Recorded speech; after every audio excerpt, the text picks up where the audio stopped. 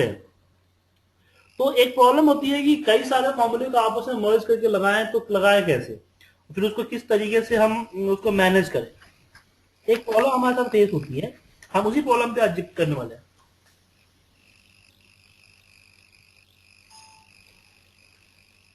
देखते होंगे आप लोग कि एक साथ में बहुत सारे फॉर्मूले, लंबे लंबे फॉर्मूले लिख देते हैं। तो जी। फॉर्मूला कैसे लिखी जाती है, आज का हमारा टॉपिक है। तो हम कैलकुलेशंस लेते हैं आपके एक्सेल में या कंप्यूटर में मैथमेटिकल ऑपरेटर्स होते हैं, उसी से हम इस टॉपिक को हम कवर करेंगे। इक्वल, माफ कीजिएगा, minus, divide, multiply and power. 5 mathematical operator होते हैं एक्सेल के अंदर में। मैथमेटिकल ऑपरेटर मतलब कोई भी कैलकुलेशन जो आप नॉर्मली अपने मैथमेटिकल स्किल्स के जरिए नोट पैड में करते हो, वो सारी कैलकुलेशन आप एक्सेल सीट पे कर सकते हो। फॉर एग्जाम्पल कि अगर मेरे पास Q1 है, Q2 है, तो Q1 में अगर 56 सेल हुए हैं और Q2 में 78 हुए, तो इसका ग्रोथ निकालना है कि कितना परसेंट हमने ग्रोथ Q2 में किया है। अब ग्रोथ निकालने का फॉर्मूला एक्सेल में अवेलेबल नहीं है, अवेलेबल है भी तो मुझे पता नहीं कि किस तरीके से होगा। तो इसलिए हम खुद के फॉर्मूले, हम मैथमेटिकल स्किल्स पे जाएंगे। अगर इसी चीज को मुझे अगर नोट पैड में कवर करना होता तो कैसे कवर करता? तो नोट पैड में सिंपल क्या है, मेथड कहता है कि Q2 माइनस Q1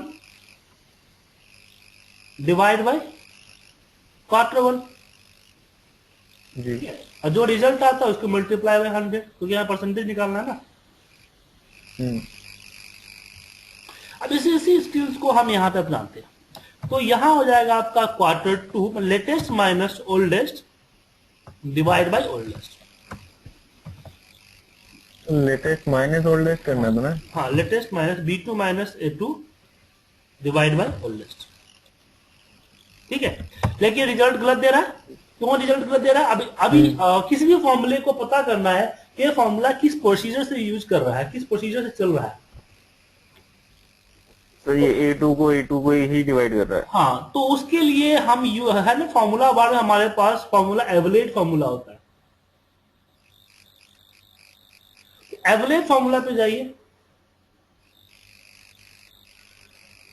यहां से एवरेज कीजिए, बता देगा किस प्रोसीजर को फॉलो कर रहा है, वन बाय वन। जी। जी। तो गलत कर रहा है क्योंकि हमने इसमें बोर्ड मास मेथड अप्लाई नहीं किया। जब भी आप कैलकुलेशन करो तो आप बोर्ड मास मेथड को अप्लाई करो।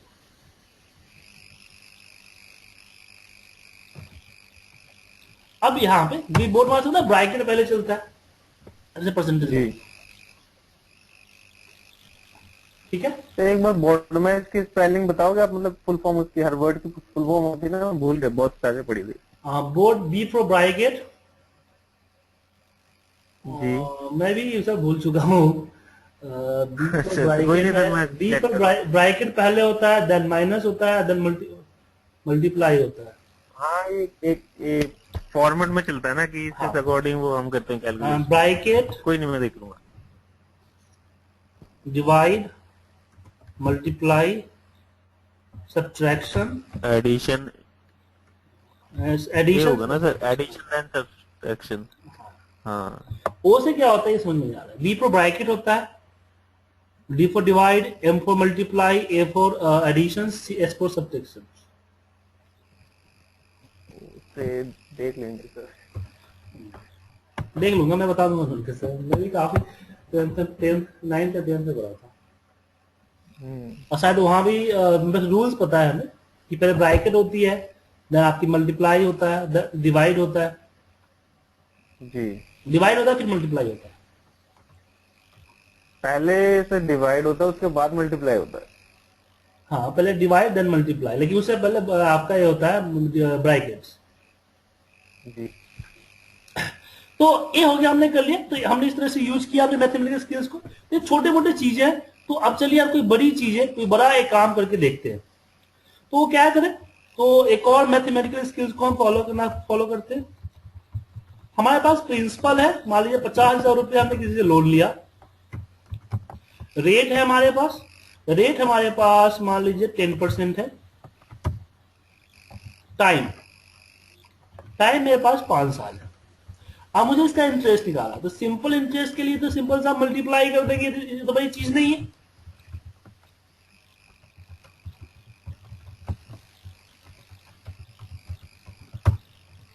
मल्टीप्लाई हो जाता है। लेकिन अगर मुझे कंपाउंड इंटरेस्ट निकालना है, तो हमें उस कंपाउंड इंटरेस्ट का फॉर्मूला अप्लाई करना पड़ेगा। अब प्रॉब्लम ये है कि कंपाउंड इंटरेस्ट का फॉर्मूला एक्सेल में क्या होता है हमें नहीं पता, लेकिन इसको हम नोटपैड पे कैसे लाते हो पता है। तो हमें जो इंटरेस्ट कंपाउंड इंटरेस्ट का जो एग्जांपल है आपका जो फॉर्मूला है, उसके लिए क्या करते हैं, हम कहते हैं amount, A for amount, amount equal to principal multiply by 1 plus R divide by N power of T multiply by N.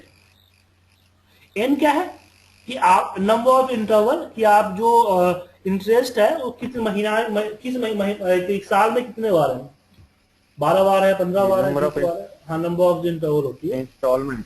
हाँ इंस्टॉलमेंट। तो यहाँ पे करते हैं। अब इतना लंबा कैलकुलेशन एक लाइन में लिखूंगा तो कहीं पे कॉमा, कहीं ब्रैकेट, कुछ ना कुछ तो छूट ही जाएगा। जी जी। तो उस केस में क्या करेंगे, तो उस केस में इसको टुकड़ों में करेंगे। तो 1 प्लस आर, तो सबसे पहले हम करते हैं आर को डिवाइड, कि आर मतलब कि दैट डिवाइड बाय बार, फिर 1 में इसको प्लस करते हैं, प्लस कर लिया। उसके बाद हम करते हैं टी मल्टीप्लाई बाई एन, तो 12, फिर इसका पावर निकालते हैं, और फिर हम पी से मल्टीप्लाई करते हैं।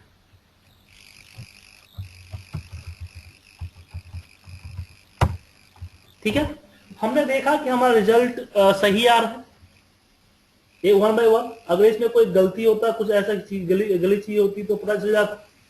तो हमने इसको टुकड़ों में काट के लगाया। लेकिन प्रॉब्लम है कि सर हमें रिजल्ट तो एक सेल में चाहिए, इस तरह इतना इतना ज्यादा लंबा कैलकुलेशन नहीं कर सकते हम। तो अब बारी आती है फॉर्मूला मर्ज करने की। अब हम इसको फॉर्मूला मर्जिंग के मेथड से फॉर्मूला को मर्ज करेंगे। कैसे करते हैं देखिए। अभी सबसे पहले एक दूसरे से लिंक है ना, तो ए लिंक है, इसको कॉपी किया, इसके अंदर लिंक है, तो C13 ए किससे लिंक है, C13 से। और C13 के अंदर क्या फॉर्मूला था, तो वो फॉर्मूला था C13 का फॉर्मूला कॉपी करके इसके अंदर मैं पेस्ट कर दूंगा। फिर मैं इसको कॉपी किया, यहां पे D13 है, तो D13 जहां पे है वहां पे इसको डिलीट करके E13 का फॉर्मूला मैं पेस्ट कर दूंगा। D13 फॉर्मूला आ गया, देन E13 है, तो E13 को मैं यहां से कॉपी करूंगा, और जहां पे E13 है उसको डिलीट करके उसके जगह पे E13 का फॉर्मूला ब्रैकेट के अंदर में डाल दूंगा। और यहां आ गया आपका E14 का फॉर्मूला कॉपी किया, कंट्रोल C स्केप मारा, और जहां पे E13 है वहां पे E13 को डिलीट करके उसके जगह पे ब्रैकेट डाल के उसके रिस्पॉन्स का फॉर्मूला हमने पेस्ट मारा। तो अभी इन सबको अब यहां से मैं डिलीट कर सकता हूं। अब मैं डिलीट करके देख लूं कि कोई इफेक्ट तो नहीं आ रहा है, कोई इफेक्ट नहीं आ रहा है। अब इसको कट कर दीजिए और यहाँ पे पेस्ट कर दीजिए जहां आप पेस्ट करना चाहते हैं। अब इस फॉर्मूले अब हमने लगाया, तो छोटी कैलकुलेशन, इसमें कोई ब्रैकेट छूट सकता था या कोई कॉमा वॉमा जो है वो चीजें गलत लग सकती थी क्या जी।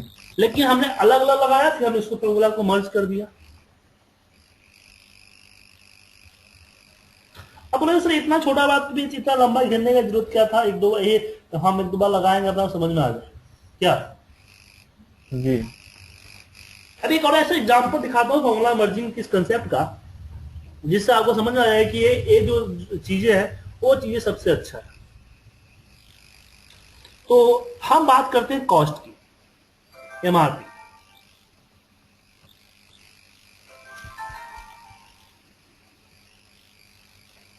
एमआरपी की बात करते हैं। तो एमआरपी होता है मैक्सिमम रिटेल प्राइस।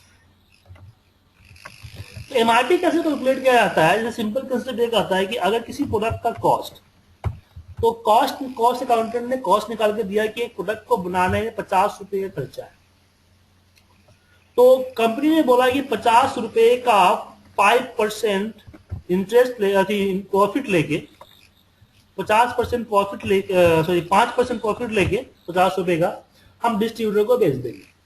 डिस्ट्रीब्यूटर बोलता है कि मुझे जो खरीद पड़ती है उसमें मैं 10% का प्रॉफिट रखता हूं और मैं किसको बेच देता हूं? होलसेलर को। होलसेलर कहता है कि मुझे जितने में खरीद मिलता है उसका 15% प्रॉफिट जोड़ के मैं रिटेलर को दे देता हूं। रिटेलर कहता है कि जितना मैं खरीद मुझे पड़ता है उसका 20% कमीशन रख के मैं कंज्यूमर को देता हूं। तो फाइनली कंज्यूमर का है।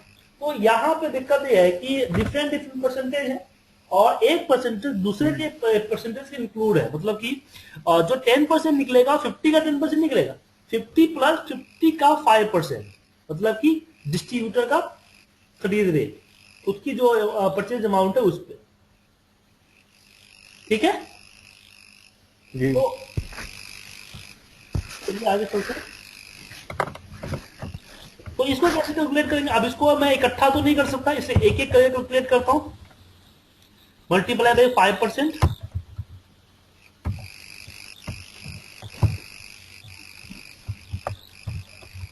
ब्रैकेट लगा लगा के कर सकते हैं ना सर हम? तो ये तो बात है, अभी मैं दिखा देता हूं, उसके बाद हाँ। बताऊंगा मैं आपको। अब ये जो 10% है और 10% इसका रहेगा और फिर इसमें प्लस हो जाएगा ये। ठीक है, ये गलत है।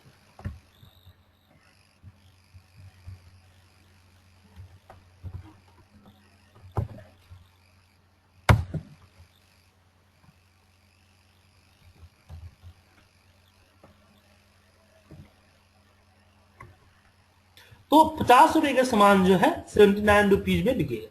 अब इतने सारे कैलकुलेशन हमने किया, अब इसको मुझे एक सेल में कंबाइन करना है। तो मैं अपने जो मेरा मेथड है उस मेथड को फॉलो करूंगा। जहां जहां पे पहले तो 5% मैनुअल था, तो जहां जहां 5% का जो ये है जो परसेंटेज का है उस पे मैं मैनुअल परसेंटेज डाल देता हूँ, क्योंकि यहाँ पे मैनुअल डालना पड़ेगा। 10% डालने से पहले आप देखते रहिए कि कोई चेंज तो नहीं हो रहा। 10% नहीं, चेंज हो रहा है। C20 D18 ये इसको डिलीट करना है ना, इसको कर, ये हमने उल्टा कर दिया। मल्टीप्लाई बाय 10%,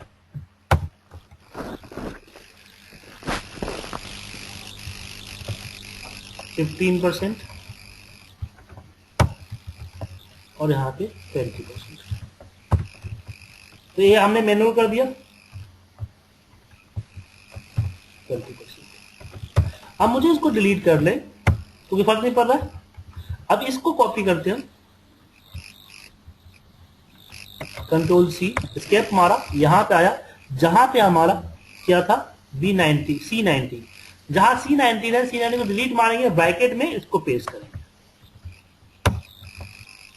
अब मैं इसको C90 को डिलीट कर सकता हूं। फिर मैं इसको किया क्या आपको C20 को सेलेक्ट किया, कॉपी किया, स्केप मार के बाहर निकला और जहां जहां C20 है उसको डिलीट करूंगा मैं, उसके जगह ब्रैकेट करूंगा और अपने उसके फॉर्मूले को पेस्ट करूंगा। तो आप बस C20 को डिलीट किया, ब्रैकेट के इसके अंदर पेस्ट किया। अब मैं इसको डिलीट कर सकता हूं, कोई फर्क नहीं पड़ेगा।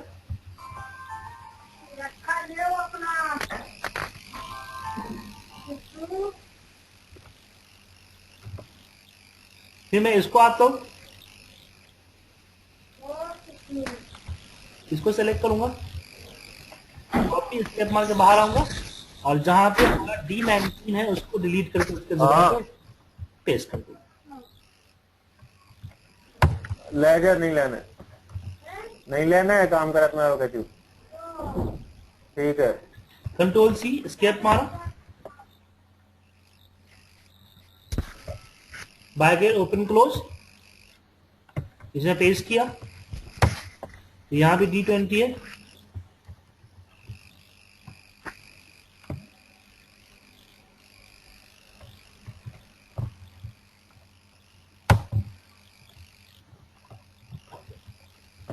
फिर वापस आते हैं, ऐसे 1 बाय 1 करते चलिए। अब लास्ट इतना लंबा फॉर्मूला हो जाएगा आपका कि आप सोचोगे यार मैं तो ऐसे लगा ही नहीं पाता।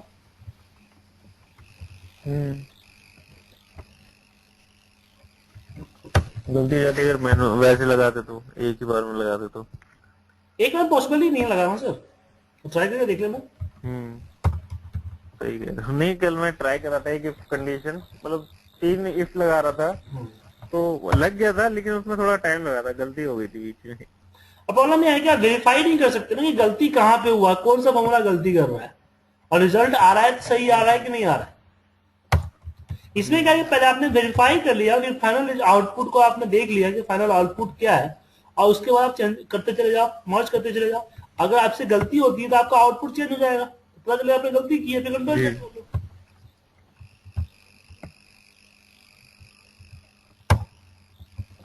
ये आपका फाइनल हो। अब बताइए इतना लंबा फॉर्मूला लगाना पॉसिबल था? बिल्कुल नहीं। नहीं है ना? नहीं।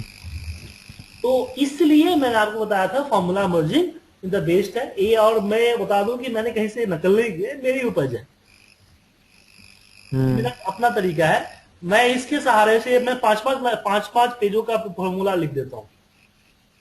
बेस्ट है जी ये तो। ठीक है ना? तो इससे क्या होता है, फॉर्मूला को चेक करने में, फॉर्मूला को वेरीफाई करने में सही रहता है, और लिखने में भी आसानी होती है।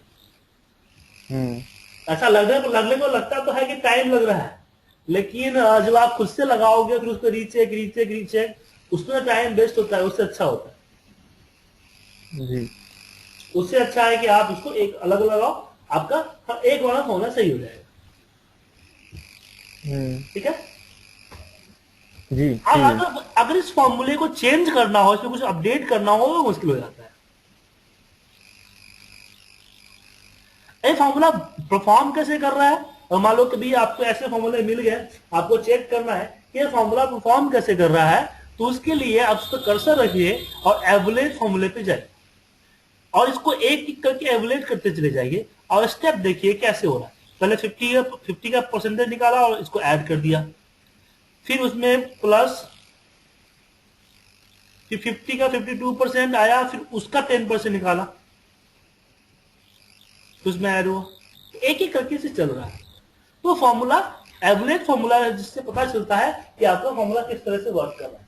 अगर किसी फॉर्मूला में एरर है तो पता चल जाएगा आपको कि आपका फॉर्मूला, आपका जो एरर है वो कहां पे है, किस फॉर्मूले में। तो 2-3 इकट्ठे फॉर्मूले आप लगाओगे, वहां पे आपको ये पता करना होगा कि आखिर एरर आ रहा था, एरर किस फॉर्मूले में आ रहा है। तो इसकी मदद से आप चेक कर सकते हो। तो इसमें दो चीजें हुई कवर, दो चीजें के बारे में जाना, एक तो बताना कि मैथमेटिकल कैलकुलेशंस के बारे में। आप किसी भी तरह की ऐसी कैलकुलेशंस को आप नोटपैड में कर सकते हो, सारी कैलकुलेशन को आप एक्सेल पे कर सकते हो। ठीक है जी, ठीक है। और रही बात इसकी क्या बोलते हैं कि जो कैलकुलेशंस है, वो कैलकुलेशंस को आप करोगे कैसे, कैसे समझ में आएगा। तो उसके लिए जैसे आप 10-15 कैलकुलेशन करोगे तो फिर आपको समझ में आएगा किस तरीके से यूज करोगे। तो 10-15 कैलकुलेशन करोगे कैसे, तो आप कोई भी मैथमेटिक्स की बुक उठा लो, उस मैथमेटिक्स के बुक्स के जरिए कर सकते हो। अब बात करते हैं लॉजिकल ऑपरेटर की। हमने मैथमेटिकल ऑपरेटर के बारे में जान लिया, अब जिद करते हैं लॉजिकल ऑपरेटर। जैसे मैथमेटिकल ऑपरेटर है, ऐसे हमारे पास लॉजिकल ऑपरेटर होता है जो होता है equal, greater than, less than, greater than equal to, less than equal to, and not equal to. ठीक है, ये नॉट इक्वल टू होता है, ये आपके ऑपरेटर्स है। अब ये ऑपरेटर्स क्यों यूज होता है? अब जैसे कि एक जरूरी नहीं कि इफ में ही यूज होता है, इसका एक अपना वजूद है।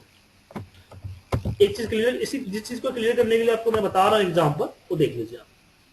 जैसे मुझे पता करना है कि जो नंबर्स है वो ग्रेटर देन 50 है कि नहीं है। मैंने बोला कि क्या है पर्टिकुलर नंबर जितने भी है वो ग्रेटर देन 50 है या नहीं, ये चेक करना है। कौन सा नंबर ग्रेटर देन 50 है। तो जैसे इस तरह की कंडीशन की बात आती है, हमारे जहन में एक ही चीज याद आता है, वो आता है इफ फॉर्मूला। If formula. लेकिन मैं आपको बता दूं, इफ फॉर्मूला जो हमारा है वो जरूरी नहीं है कि इफ फॉर्मूला कंडीशन चेक करता है, ये जरूरी नहीं। मैं आपको यही बताने चाह रहा था। तो इफ फॉर्मूला हमारा है वो क्या करता था दूं, जो अगर चेक करना है तो इसके लिए हम इसके ऑपरेटर यूज करेंगे। क्या यूज करेंगे? ऑपरेटर।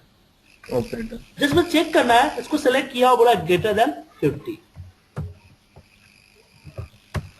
ठीक है, जहां पे होगा वहां पे ट्रू आ जाएगा और जहां पे नहीं होगा वहां पे फॉल्स आ जाएगा। ठीक है जी, ठीक है।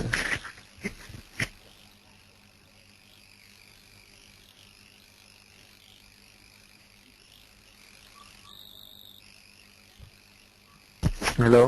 हाँ, सुन रहा हूं सर मैं। अब यहां पे बात आती है कि जो हम इफ फॉर्मूला लगाते हैं कि इफ, और इसमें जो सेलेक्ट करते हैं ग्रेटर देन 50, तो इफ फॉर्मूला में ये नहीं बोला जाता है कि इसमें ग्रेटर देन 50 आपको देना है। वो बोलता है कि भैया इसमें आप खाया तो ट्रू डालो, नहीं तो आप फॉल्स डालो। ठीक है, अगर आप ट्रू डालोगे तो ये पहला रिजल्ट में शो करूंगा, फॉल्स डालोगे मैं दूसरा रिजल्ट शो करूंगा। ठीक है, ठीक है। तो यहां पे इसके लिए यूज होता है।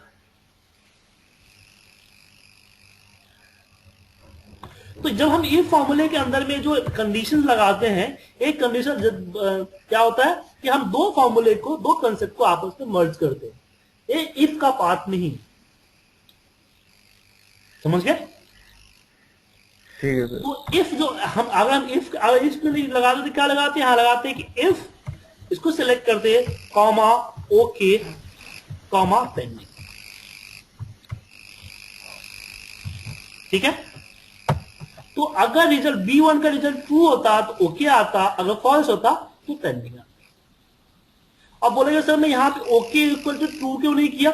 बहुत सारे लोग कंडीशन देते हैं ना, यहाँ पे ट्रू है तो उसको भी ट्रू करते हैं। तो बात तो ये हो गई ना, ट्रू ट्रू इक्वल ट्रू होगा, इफ को तो ट्रू ही चाहिए ना। अगर मैं इसको ऐसे लगाऊं तो अगर मैं यहां पे फॉर्मूला को एबुलेट करूं, ट्रू ही हो रहा है। और अगर मैं इसको हटा दूं फिर क्या हो रहा है? फिर ट्रू ही हो रहा है। ठीक है ना? तो मैथमेटिकल ऑपरेटर जो है हमारा उसके लिए यूज होता है। और जब भी आप इस फॉर्मूले में अगर ट्रू लिखते भी हो तो आप equal to true without inverted comma में लिखोगे। ठीक है ना? क्योंकि एक्सेल ट्रू को 1 मानती है, ट्रू इक्वल टू 1 और फॉल्स इक्वल टू 0। तो सर ट्रू और फॉल्स की वैल्यू अगर मुझे नंबर्स में दिखानी है तो मैं क्या करूंगा? मतलब ट्रू एज ए 1 होता है ना सर, हाँ, तो मुझे इसे नंबर में दिखाना है। ऐसा पॉसिबल है मैं इसे नंबर में शो कर सकता हूँ? क्या आप क्या करना चाहते हो कि ये ट्रू की जगह यहाँ पे 1 है? दो चीजें, एक तो आप यहाँ पे इफ लगा लो 1 और 0 का, या फिर दूसरा तरीका यहाँ पे है, यहाँ पे आप 0 प्लस करो।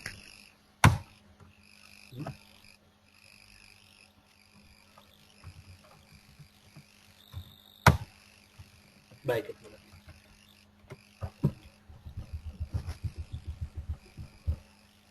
ठीक है। ऐसा इसलिए कह रहा हूं, मैं एक चीज बताने वाला था, ऐसा इसलिए बोल रहा हूं कि 0 और प्लस, जब 0 और फॉल्स और इस पे 2 पे मैथमेटिकल कैलकुलेशन होती है तो ऑपरेटर में यूज करते हैं, तो 2 बन जाता है 1 और 0 फॉल्स बन जाता है 0। देखिए यहाँ पे प्लस प्लस 0 1 आ रहा है, अगर मैं 2 ट्रू कर दूं तो क्या आ गया? 2 आ गया। एक फॉल्स एक ट्रू है तो 1 है। तो यहां पे मैंने क्या किया कि ब्रैकेट में रखा और 0 प्लस पे मैंने मैथमेटिकल ऑपरेटर चला दिया। तो 0 plus 1 plus 0 plus 1 equal to 1। True क्या हो जाएगा? 1 हो जाएगा आपको। बिल्कुल। तो इस मेथड के जरिए हमने इसका यूज किया। आया समझ में? आगे सर। एक और चीज है कि जब भी कोई फॉर्मूला यूज करो, नॉट ए इफ, कोई फॉर्मूला यूज करो तो उस एक को लिखते हैं उसका डेफिनेशन आ जाता है, और साथ में जैसे हम टैब मारते हैं तो टैब मारते फॉर्मूला सिलेक्ट हो जाता है और नीचे यहाँ पे जो है ऑटोमेटिक ब्रैकेट ओपन हो जाता है और नीचे एक्सप्रेशन आ रहा है। आपको एक्सप्रेशन आ रहा है ना? एक्सप्रेशन जो देखिए जो इसके इनपुट्स है इसमें देखिए कि एक तो लॉजिकल टेस्ट है जो कि नॉर्मल है, और बाकी जो आप देख रहे हो वैल्यू ऑफ ट्रू वो क्या है, ये आपका बड़ी ब्रैकेट में। तो जब भी कोई फॉर्मूला लगाते हो, हाँ, जो बड़ी ब्रैकेट में वो ऑप्शनल है। नॉट इस फॉर्मूला आगे चलके वीवीएम मैक्रो में देखोगे तो जो भी बड़ी ब्रैकेट में दिखेगा आपको इनपुट, वो आपका क्या होगा, वो आपका होगा ऑप्शनल, और जो बड़ी ब्रैकेट में नहीं होगा वो आपका रिक्वायर्ड होगा। ठीक है, तो ऑप्शनल आपने रिक्वायर आपने डाल दिया तो जरूरी नहीं है कि आप आगे डालोगे उसके रिकॉर्डिंग रिजल्ट आएगा, एक्सेप्ट कर लेगा। ठीक है सर? ठीक है। ओके, तो आज मैंने आपको जो चीजें बताई वो बताई mathematical calculations and logical operator के बारे में, कुछ फॉर्मूले के कंसेप्ट आपको बताया, इसको फॉर्मूला मर्जिंग हम बोलते हैं। ठीक है, तो हम कल मिलेंगे सेम टाइम और हम इस पे आगे डिस्कस करेंगे। नेक्स्ट जो है हमारी चीजें हैं उस पे।